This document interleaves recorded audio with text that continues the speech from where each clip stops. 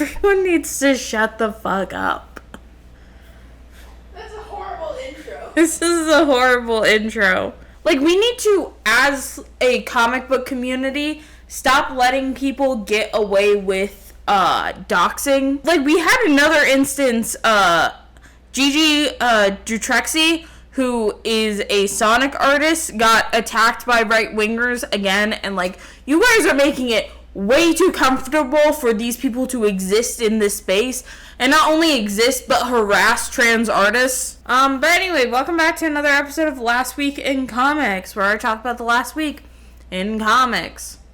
And I know I like, on both my TikTok and the YouTube shorts I've posted, I've not been talking about comics. It's because genuinely, after the whole thing with Gretchen, and now also Gigi being doxxed, like, this comics aren't, like, comics as a space is becoming very hostile. We are reverting back to the days of old, generic old man in a comic book shop. Which is crazy because, like, if you've actually gone into a comic book shop, you would probably, or at least I have never experienced this, but maybe I just talk down to the old men who are selling me these comics because I know more than them. Anyway, that's enough fucking yelling for me right now. Okay, so I actually forgot to talk about a book this week, mostly because it was not listed under DC Comics. It was listed under the other company. So let's talk about the Marvel DC Batman Deadpool crossover issue 1, I guess. This is probably the big controversial book of the week because really nothing else came out, and I think it's because they were banking on this book doing buku crazy numbers. But just before we get started, reminder, Marvel as a company is on the BDS boycott list because of their inclusion of Sabra in Brave New World. And again, they just fucking kept her in. And currently also right now, Disney Plus is on the BDS boycott list, which is also why I have not been talking about Marvel Comics at all, which it kind of put me into a conundrum when it came to the Marvel x DC crossover, because, like, what the fuck am I supposed to do here? So first off, don't fucking buy this book. Not just because Marvel's on the boycott list, but also it's just a bad book, okay? Like, there's a reason why the only thing people talked about this book was that Thing in Barda cover that everyone said was showing domestic abuse. It's not, but we'll get into it. And that Chip Zdarsky Wonder Woman Captain America crossover where he said that Wonder Woman wouldn't kill Hitler. And then people just kind of forgot about that one. The rest of the stories on it range from boring to actually pretty fun. And by actually pretty fun, I mean it's just the story by Kelly Thompson where Jeff and Crypto get to hang out. And then, of course, my best friend Ryan North decided to make a logo character. I don't know how to describe the weird amalgam character that Ryan North and Ryan Stegman came up with, where it's just Lobo crossed with Wolverine. But alright, I guess they stay letting Ryan do shit, you know? Back on the main thing I wanted to talk about with this book, which was the Thing in Barda cover. First off, this is not even like a story in the book. It's not any of the announced crossovers. It's just a cover. It's a cover of someone who's trying to pay homage to Jack Kirby by having arguably two of his biggest sort of fighters duke it out on a page. And I think that's fine. I think that's fun. I think Jack Kirby would heavily approve of it. Mind you, this is the same guy who liked pitting the Hulk and Thing together at any point he possibly could. It's fine. But for some reason, Comic Book TikTok decided to say that it was... Comic Book TikTok took the Thing representing Kirby and Barda being the representation of Raw's Kirby to mean that this was depicting domestic abuse? Which, like, huh? In my opinion, and this kind of gets backed up by how Kirby writes himself as the Thing versus how he writes himself as Scott Free. This is Kirby at two completely different stages of his life. The Thing is a lot more of his younger impulses and, you know, just him being a younger guy and who's very, like, angry at the world and thinks that he's unlovable, versus Scott Free, which is, it's Scott and Barda. It's Jack and Roz, you know? Like, this Scott Free is that essentially represents the era of Kirby where, you know, Roz is driving him to his sort of appointments with, you know, comic book publishers. Roz is helping him out. Roz is his stable rock in, like, this whole mess that was him leaving Marvel, you know? That is what Scott and Barda have always represented. It's how much... It is the love between Jack Kirby and Roz Kirby, which is why you can't really, like, just say, like, oh, they still represent each other the same way when it's The Thing and Barda. It's not the same thing. It's Jack at a completely different point in his life than how he was when he was writing Scott and Barda. And, like, I don't think the artist that, like, did it was doing it with that intention. I think he literally just went, hey, these are two heavy hitter characters from Marvel and DC that Jack Kirby made. I want to see them fight. Like, it is the most, you know, Jack Kirby's character versus the character representing his wife. Like, okay, whatever. I don't think most people know that Barda's supposed to be his wife. Like, I think you have to be really obsessed with Jack Kirby to know that. I think if you're just someone who's tasked with doing the cover, I think the executives were like, these are both Kirby creations. Go nuts. That is true. I do think you have to read several Jack Kirby books to get to Big Barda is a representation of Roz Kirby, which, if we know anything about the two big companies, they don't give their artists shit. So yeah, I think it was just a thing that got really blown out of fucking proportion. Because, again, there was nothing else to fucking talk about in this book. The first Batman and Deadpool story was fucking boring as hell, had terrible fucking inking and coloring because Greg Capullo does not, like, appreciate what a colorist does. Like, so the entire thing looks like a fucking muddled mess. It is kind of funny, and it's not even a good story. It's just kind of like, oh, I guess that happened, because what else do you expect when you get fucking Zeb Wells to write? Honestly, quite frankly, the only two people in this fucking crossover who can write are Kelly Thompson and Ryan North. Because what, you got fucking Frank Miller, Al Ewing? I guess Kevin Smith can write. But that was just kind of like a nothing crossover between Daredevil and Green Arrow. So, like, there's so much talent at both of these companies. There's so much talent at both of these companies. More specifically, talent who goes between the two companies. Den's Camp. I know G. Willow Wilson's getting one. Question mark. I don't know when, because I thought that this was a one-shot. Turns out it might not be. Oh yeah, Kelly Sue DeConnick. I always forget about her because now we have Kelly Thompson. Oh, Kelly Thompson. Hell, I would even say that Gail Simone is one of the talents that gets passed between the two. I don't personally like her or like her books, but I can tell that she clearly has a talent in writing. So yeah, this fucking entire thing was like whole big nothing bag. A whole big nothing bag whose only political opinions was, we can't kill Hitler. He has to fess up for his crimes. But apparently we're completely okay with killing Maxwell Lord. Maxwell Lord, canonically worse than Hitler now, I guess. That sure isn't going to upset the One Max fan, the One Max stan on JLI Twitter. Reminder, Captain America canonically in the Marvel Universe was never in the room where Hitler killed himself, because the Human Torch fucking boiled that bitch alive. The Marvel x DC crossover. It's bad. Everyone who's been asking for them to bring back Amalgam or bring back, like, the crossover books is stupid, because of course they weren't going to do it right. What the fuck did you expect from these two companies? And if Marvel buys out DC soon, then we have now created a comic book monopoly and the entire system is going to crash. So buy more indie books. The first book I want to talk about this week is a very small week for DC, I will say. But the first book I want to talk about this week is Justice League, read by Saladin Ahmed and Clayton Henry. And my god, Clayton Henry's art Fucking amazing. Fucking A. I feel like we should just overall have more of an appreciation for the artists in this space.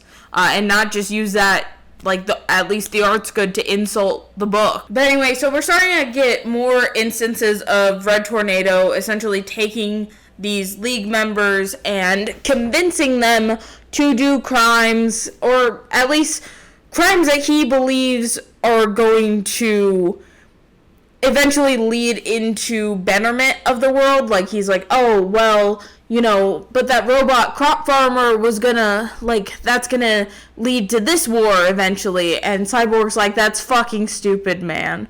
So clearly something's still going on with Red Tornado. We finally got Cyborg a part of the group. I really do like how this book is building up this mystery. So, just to finish up the plot, so, now Simon and Cyborg are on their way to go save Red Canary, finally, thank God. Who has been, like, kidnapped by, like, this, group of, like, occult leaders, which, okay, I didn't know that was a thing. And Power Girl is left with Red Tornado, and Red Tornado's like, I actually have something that you would very much like to see, and it's a fucking, like, window into what I only can presume is Earth 2, but before Krypton exploded, because they keep on referring to Power Girl as Karen, or as Kara instead of Karen. Karen is, of course, the name that she actually goes by. Kara Zor-El is the main universe, Prime Earth, Earth 1, whatever the fuck you want to call it. That Kara is what Supergirl goes by.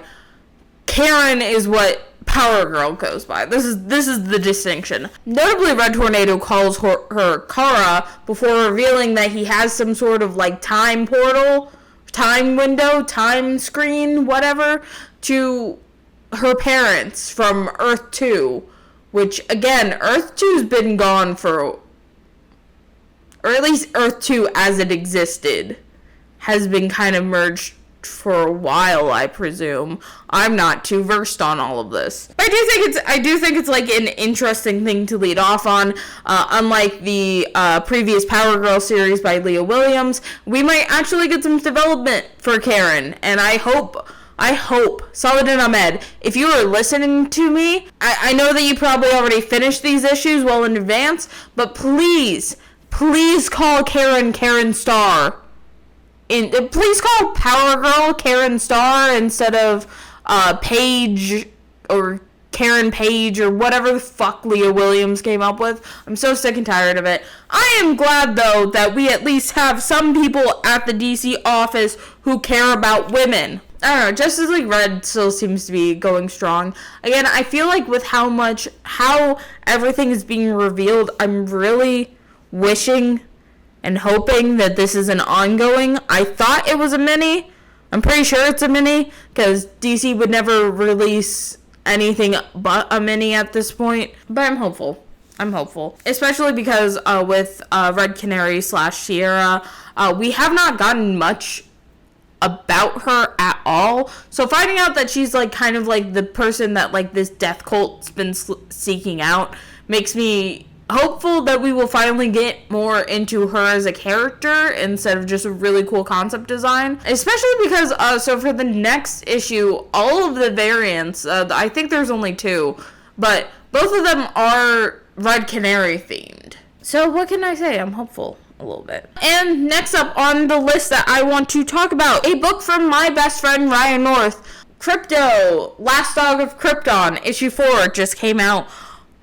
This was fucking heartbreaking. Ryan North, what the fuck are you on? Krypto makes a dog friend and then discovers, like it seems to be that, like, the overarching, like, thing of this book is that it's going to at least provide some backstory for Brainiac.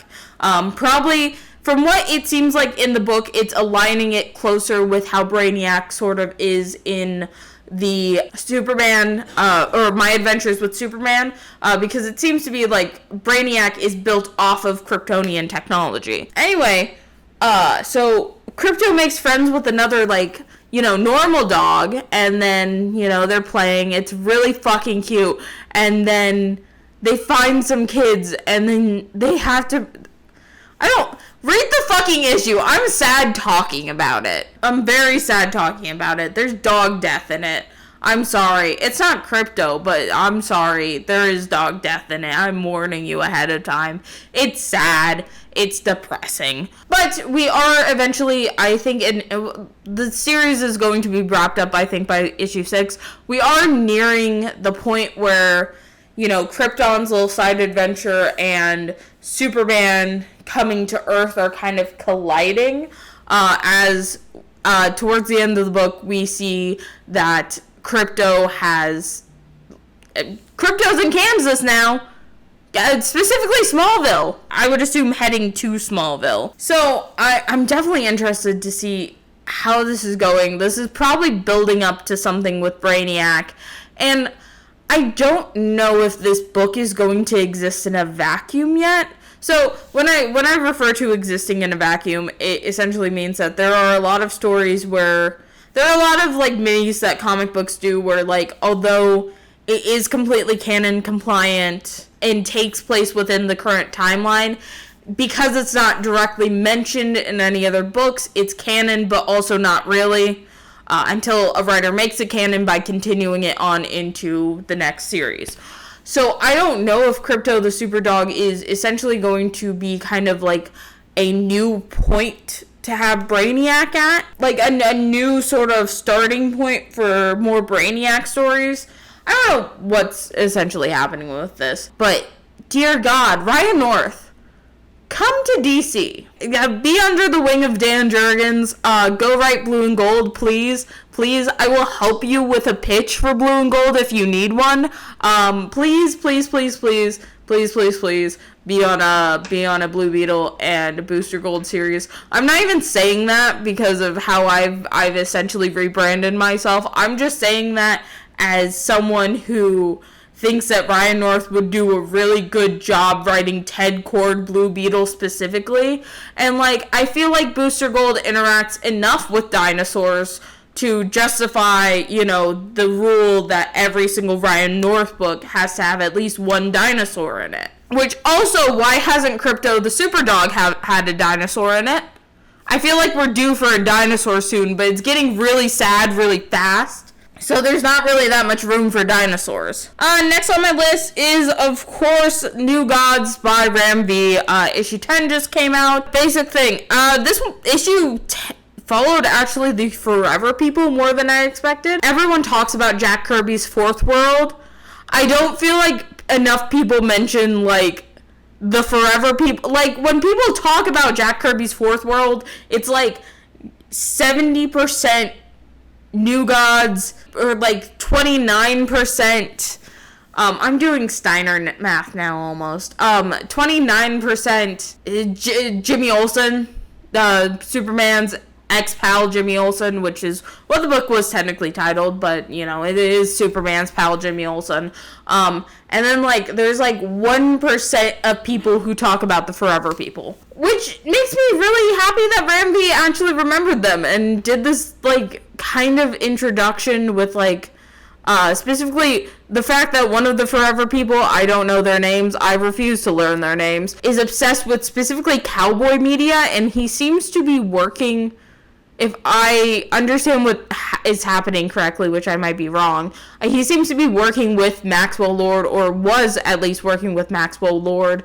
to kind of usher in this apocalypse. Let's talk about Maxwell Lord. I think JLI Twitter is a little too sensitive sometimes. I think, like, okay, let's look at Maxwell Lord in New Gods. I do think that it fits very much in line with how Maxwell Lord was depicted in specifically JLI. It's good. This is what we're kind of like aiming towards, but it's in a much more villainous way, which I think fits. I know DC's never going to go back to having him not be like a villain. Okay, like that's not their prerogative. So, but what Ram V does with him is more in the direction I would like Maxwell Lord's character to be in. He's not really doing all of this for, to end the world or anything. He's doing this because he wants power. That's like his entire thing, especially when he was in control of the JLI. He wants power. He wants to feel in control of everything. And so, Darkseid fucking marking him with that the Omega symbol kind of threw him off a bit. So now he wants to control the child that can fucking end the New Gods. Like, it makes complete sense for everything we know about him. Yeah, this seems to be the ramping escalation of a man who put his own fucking plant in the Justice League to try and take them over and succeeded. Not to mention all the fucking shit he did to Amanda Waller. Like, this is completely in line with Maxwell Lord. I just think you guys are really sensitive for some reason. My god, when you refer to JLI Twitter, can you please keep me and Stack's names out of it? I'm not a part of that shit. Like, I think the discourse on it is completely ridiculous. I think that everyone's being ridiculous in all of these situations. I feel like, as a comic book fan, you should be ready to admit when your books are a little bit racist. These books have been existing since the fucking 1930s, okay? A lot of the books also feature war propaganda, specifically, and a lot of propaganda. And if you're not ready to admit this as a fan, you should not hold space in discussion and in historian spaces. You should not be here. Okay, so I'm going to skip ahead and I'm going to talk about the actual #1 book that came out this week. Now, if you're wondering, wait, I thought you said you were going to read every single #1 that came out. I never said, I think I explicitly was like, except for Batman books, I'm not fucking reading Batman. Just so you know. Oh my god, this was Dan Jurgens? Never fucking mind, I'm reading this shit. So DC has a new Black Label book out, which I assume it's only going to be like maybe 6 to 8 issues. I'm not entirely sure because I did not read the solicits well for this. But it's called The Batman Second Night, specifically Batman with a hyphen in between. It's written by Dan Jurgens, and the art is done by Mike Perkins. It's under DC's Black Label. I think I already mentioned that. Essentially, it's a kind of reimagining of those original Batman books. And if you're wondering what I mean by original Batman books, I mean the Purple Gloves era. I think that's the way that you can best describe it, when Batman had fucking purple gloves. And it seems to be taking that sort of universe and doing like a 1940s crime drama about it, which I think is really interesting. I think that, like, if I'm gonna read any Batman book, it should have probably been fucking that one. It's also kind of interesting overall to give a Batman book to Dan Jurgens. Because, okay, quite notably, of course, Dan Jurgens, my profile picture's fucking Blue Beetle. Most people know Dan Jurgens as the creator of Booster Gold, and if you don't know him as the creator of Booster Gold, then you know him as the guy who wrote The Death of Superman. Super famous Superman run. Like, he was like the Superman author for the longest time. It's kind of still shocking he's still at DC. He is like 60. I expected him to retire, but you know what? We're here now, and as long as he's there, then Booster Gold keeps getting published, so I'm all for it. It's odd to kind of give him Batman, but seeing what era from Batman they're specifically pulling from, it also kind of makes sense at the same time. It's very odd. I don't know. I definitely think you should go check it out, like 100%. Especially if you're like me and you don't really care for Batman. I feel like this is not easier way to get into Batman. I think that this is a more interesting version of Batman, which, even though I hold the opinions of, like, I need the Robins in every single piece of Batman media ever, I do think that there's something special about those original Batman comics. They're fun, and to see them kind of being brought back in this way is super fucking cool, actually. This right here perfectly encapsulates what the Black Label should be. It should be these, like, kind of out there takes on these characters that really, like, pushes and stretches, like, the comic book medium. I feel like if you're right now enjoying kind of the whole callback nature of Superman the Kryptonite spectrum, You should probably also read Batman the Second Night. Okay, now we're going into the lightning round of books I didn't actually fucking read this week. First off, Absolute Flash. There's a fucking wizard in it. If you want to find out what the fuck the wizard's doing here, read Absolute Flash issue 7. It also seemed like he was, like, becoming friends with his, like, former, like, you know, villains. Okay, so Absolute Martian Manhunter was only 6 issues. Absolute Green Lantern's only going to 8. I think Absolute Flash is going past 8, though, which would make sense. Not really sure. I'm not really sure what they're doing with the Absolute Universe anymore. I pay attention to, like, 2 corners of it, and then, like, the rest I just kind of threw out. And then we also have Batman and Superman World's Finest issue 43. It's Bizarros and Brainiacs this week. Alright. I guess we have been done with the We Are Yesterday stuff for a while now. Also, another Mark Waid book, Batman and Robin Year 1, issue 11. Again, if you really want... Again, the Year 1 books are always good. I recommend you wait a couple months until the trade paperback comes out officially. That's probably the easiest way to read this book now. And then we have Nightwing 130. We're still dealing with Dick Grayson's secret sister. Which, again, I don't know why so many Bat Family members have secret siblings. Like, I think the only ones who don't are Tim Drake, Jason Todd, Duke Thomas, and maybe Stephanie Brown, but I'm not really... I need to double check on Stephanie. 4 of them, really, at this point. Unless you are a secret, like, relative, like Kate, technically. Technically, I say on a technicality because Kate Kane, as she exists today, is very different from...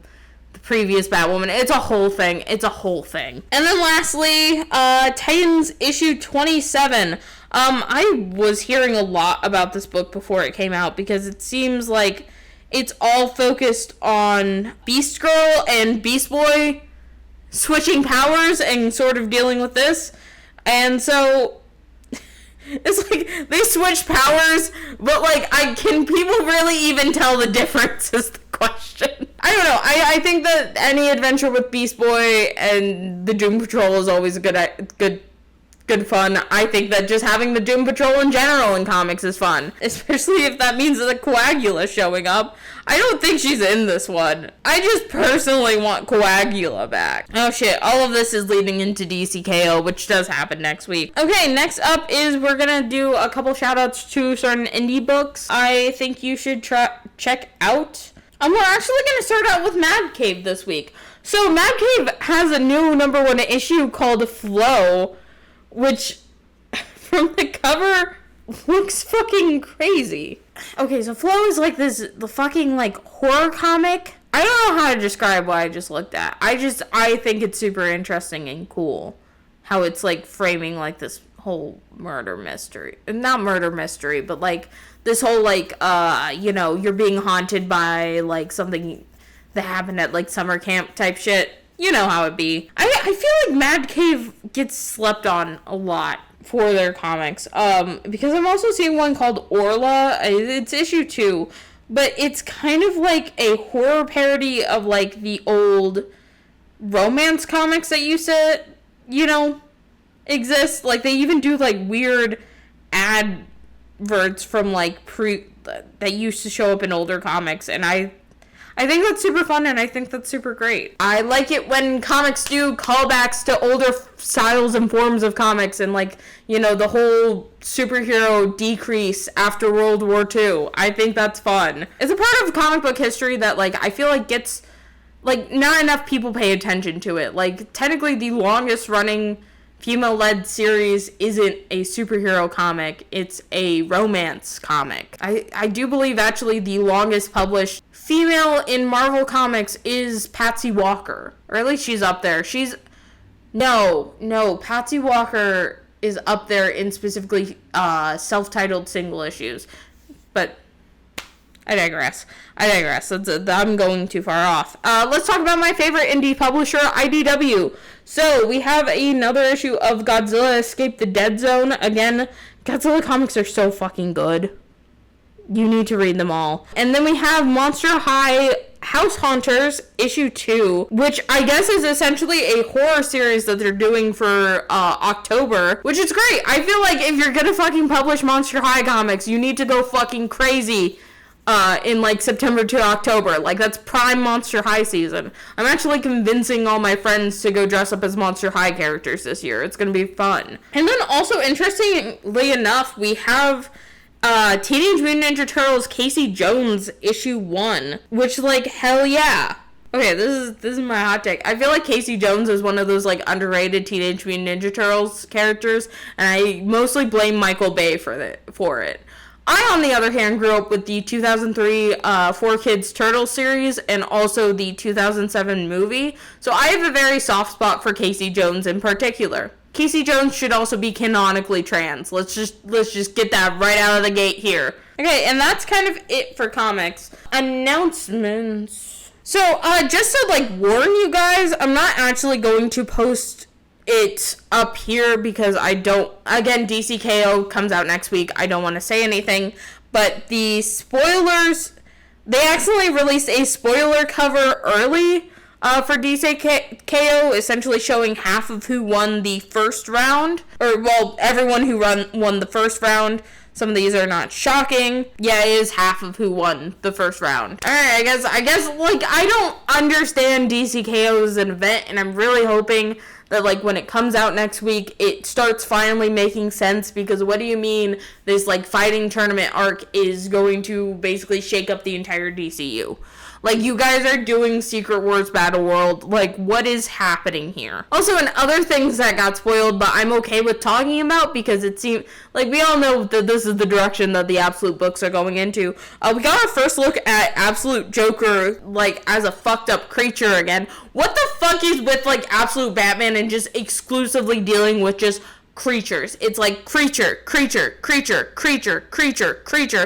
then Catwoman looks completely normal. What is going on here? If you're going to have everyone in Bruce's life turn into some sort of creature, why can't Bruce be a monster fucker? Like, stop being pussies. Make Bruce a monster fucker. DC also made a post for Latino, or Hispanic and Latino Heritage Month, and Jaime's in it. This is the fucking crumbs that Blue Beetle fans are getting because the fucking Ryan North, please, make at least home for one of my boys. If you make home for one of the boys, the other one might return home soon. I kind of don't have anything else to talk about other than, I guess I talked about it a little bit at the beginning, but I really do need, like, us as a comic book community to stop being weird. Of course, Gigi Dutrex being doxxed. This is now the second time that comic book Twitter has decided to just dox someone, because apparently free speech doesn't fucking exist anymore. But you guys know how, like, you essentially let the door open. Like, all of that stuff that you did to Gretchen Felkner Martin left the door open for now right-wingers to attack any comic book writer or artist who has differing opinions from them, and this is going to disproportionately affect queer writers and female writers and writers of color overall. Like, we need to get better as a community, especially we need to get better at actually doing the work to exile people who make this an unsafe space for minorities. Stop fucking sharing around Tom King panels. Stop fucking sharing around Otto Schmidt's work. There's probably fuck Jeff Loeb. He should not be working in this industry anymore, if we're being completely honest. Kind of a depressing note to end this all on, but, like, be better as a community. Support the comic book artists and writers, you know, through their indie work. Support them through their own personal projects. Support them through buying their art, especially with the artists. Oh, I have to do my spiel. I forgot about my fucking spiel. Up here is going to be your next recommended video. Is another episode of Last Week in Comics. Is an episode of Ash and Their Fantastic Friends, my live show I do every Saturday, 9 p.m. EST. Is it something else? I don't fucking know. Down here is the rest of the playlist for Last Week in Comics. I've been doing this since November 2024.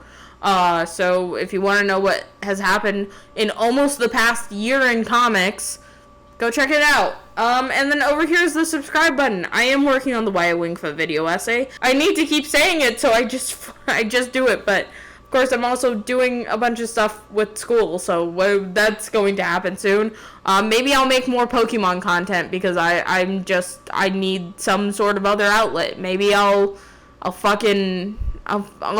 those videos about grading comics because now I have a $500 Pokemon card that I'm debating on grading. Who knows? I'm going to be making more videos, so subscribe, okay? And cut.